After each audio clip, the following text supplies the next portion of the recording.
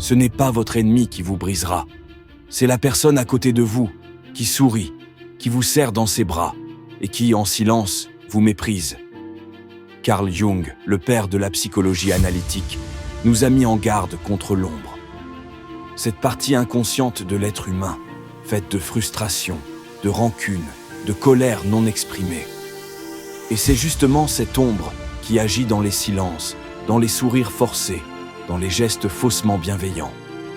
Vous sentez qu'il y a quelque chose de bizarre dans votre entourage. Un regard fuyant, une remarque qui vous rabaisse subtilement, un soutien qui devient absent dès que vous avancez. Et si ce n'était pas de la maladresse? Et si c'était une haine cachée, une jalousie déguisée?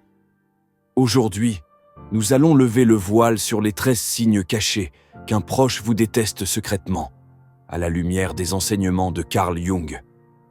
Vous découvrirez aussi pourquoi certains veulent vous voir échouer, comment la psychologie explique ces comportements, et surtout, comment réagir face à ces manipulations mentales insidieuses. Accrochez-vous. Ce que vous allez entendre pourrait bien changer à jamais votre façon de voir certaines personnes autour de vous. Les signes cachés de la haine secrète selon Carl Jung. Carl Jung disait « Tout ce qui nous irrite chez les autres peut nous amener à une meilleure compréhension de nous-mêmes. Mais que faire quand l'irritation n'est pas dans ce que vous ressentez, mais dans ce que les autres vous cachent? Voici 13 signes subtils que quelqu'un vous déteste, sans jamais vous le dire. 1. Les compliments empoisonnés. Ce sont ces phrases du genre « Bravo pour ta vidéo, je ne pensais pas que tu étais capable de faire quelque chose d'aussi bien. » Ou encore « Je t'admire de continuer malgré tout. » Ce n'est pas de l'admiration, c'est du mépris camouflé. Carl Jung appelait cela la projection de l'ombre. La personne déteste en vous ce qu'elle ne supporte pas en elle-même. 2. L'indifférence masquée. Ils ne vous demandent jamais comment vous allez. Ils ne réagissent jamais à vos réussites. Ils ne vous soutiennent que quand vous échouez. Mais le jour où vous brillez, ils disparaissent. 3. Le besoin de vous corriger constamment. Ils se permettent de vous aider à améliorer vos défauts, alors que vous ne leur avez rien demandé. Ils veulent que vous soyez parfait, mais surtout, jamais au-dessus d'eux. 4. Le sabotage discret. Ils vous invitent à sortir la veille de votre présentation importante. Ils vous donnent de mauvais conseils. Ils plantent des graines de doute dans votre esprit. Tu es sûr que ce projet est fait pour toi. 5. L'humour blessant, à répétition. Ils se moquent de vous en groupe.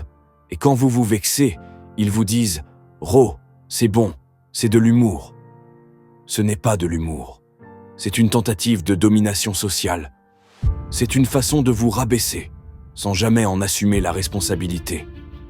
6. L'absentéisme émotionnel. Dans les moments où vous avez le plus besoin d'eux, ils sont absents. Pas parce qu'ils ne peuvent pas, mais parce qu'ils choisissent de ne pas être là. 7. La compétition permanente. Tout devient une bataille d'ego. Si vous réussissez quelque chose, ils cherchent à faire mieux. Si vous souffrez, ils essaient de montrer qu'ils souffrent plus. 8. Le regard qui juge.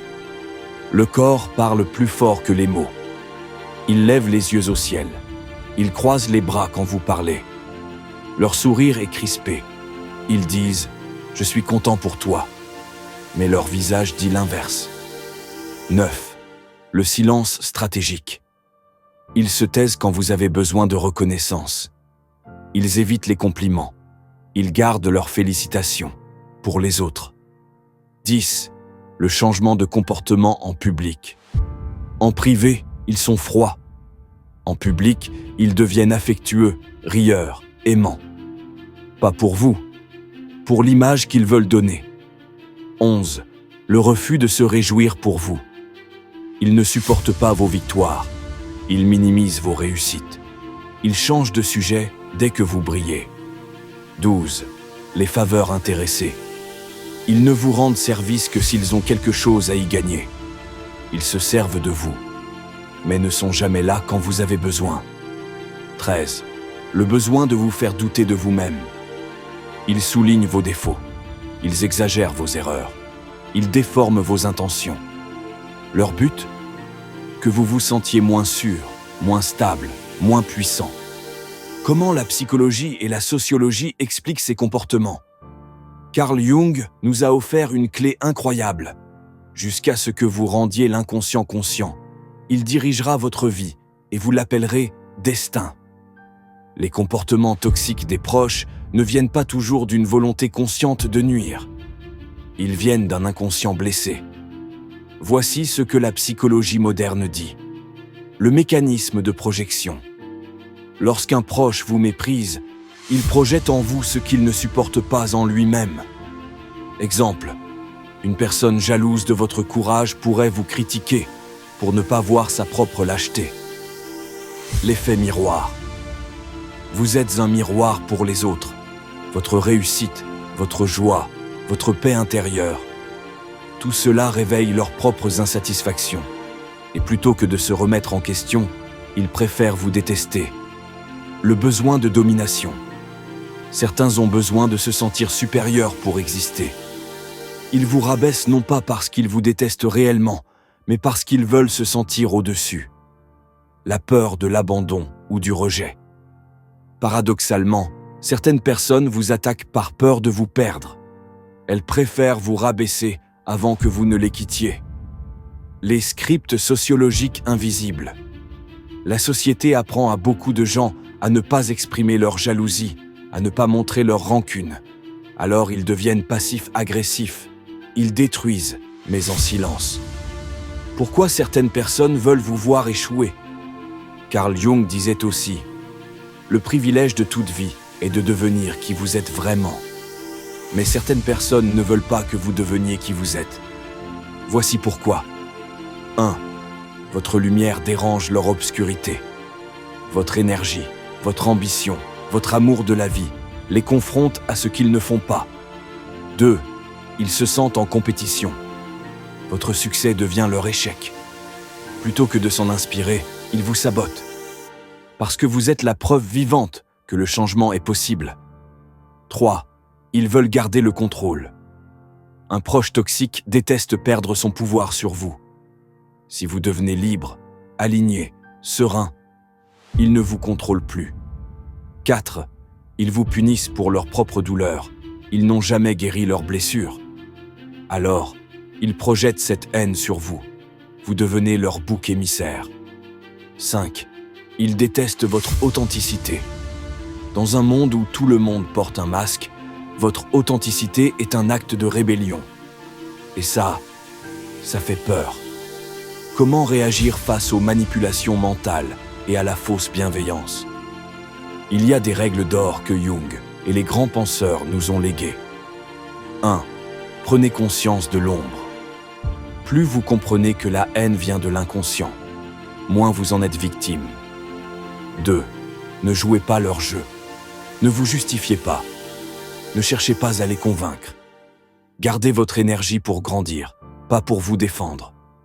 3. Coupez les sources toxiques. Il vaut mieux être seul que mal accompagné. La solitude vous élève. La toxicité vous épuise. 4. Renforcez votre estime de vous. L'amour de soi est le meilleur bouclier contre la manipulation. Travaillez votre confiance, vos limites, vos valeurs. 5. Remplacez la colère par la lucidité. Vous n'êtes pas faible si vous êtes blessé.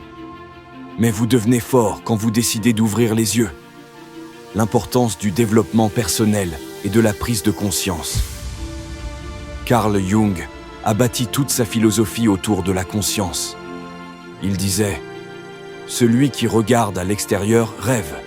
Celui qui regarde à l'intérieur s'éveille. » Le développement personnel n'est pas un luxe, c'est une nécessité. C'est grâce à lui que vous saurez identifier les masques autour de vous, reconnaître vos propres ombres, éviter les pièges de la manipulation émotionnelle, bâtir des relations saines, vraies, puissantes.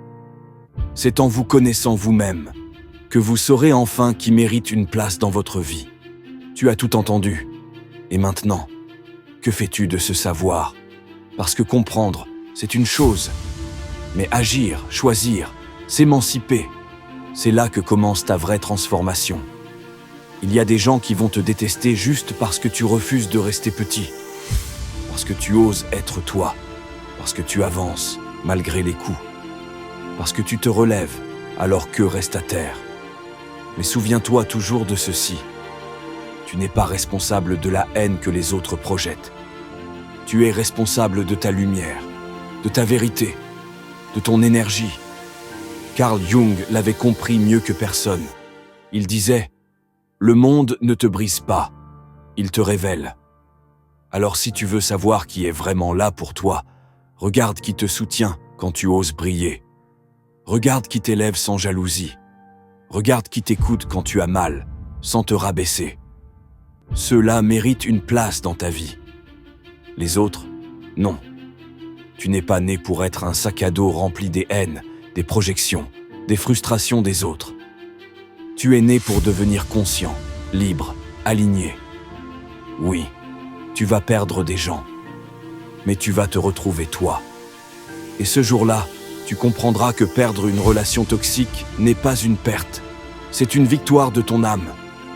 Alors lève-toi, ouvre les yeux, mette-toi en route vers une version plus forte, plus claire, plus consciente de toi-même.